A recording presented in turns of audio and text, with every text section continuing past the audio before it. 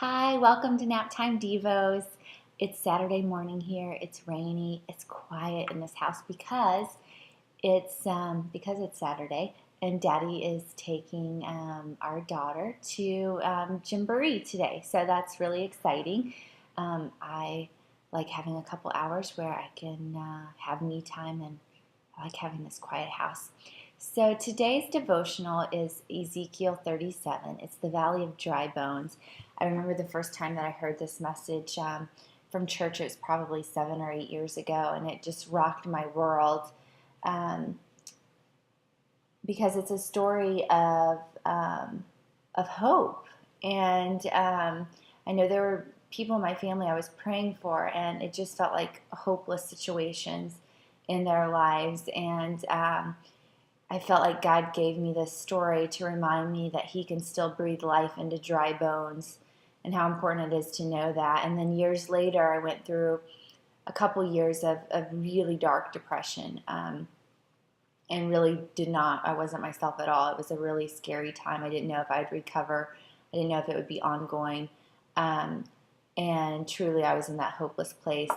I don't know how many of you have seen Sandra Bullock and Gravity. It's an awesome movie. If you haven't seen it, I really enjoyed it. It's very intense. There's a scene where she just gives up, where she's gone through so many battles and she's weary and she doesn't see that there's a chance that she's going to survive. And she turns off basically the lights of this emergency shuttle and kind of is in this fetal type of position. And in that time, hope enters in a really mysterious way. I'm not going to ruin it for you if you haven't seen it. But anyway, this is what I can compare to like the Valley of Dry Bones. God puts Ezekiel in this valley where it's just death and devastation, and there's no life happening. And he asked Ezekiel if he believed that he could bring those bones to life. And Ezekiel responds, God, only you know if you can do that. And God commands Ezekiel to breathe, to prophesy. He didn't command him to breathe. God breathed life into them. But he commanded him to prophesy, speak words of life over them.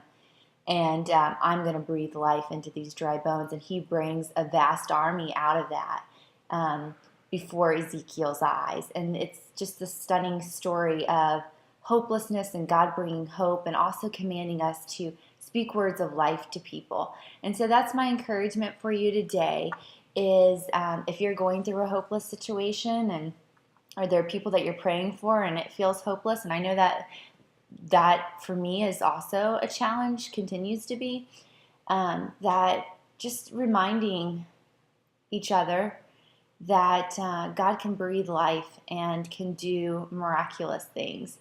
And so inviting Him through prayer to do that for people you love, to do that in your own life and not giving up.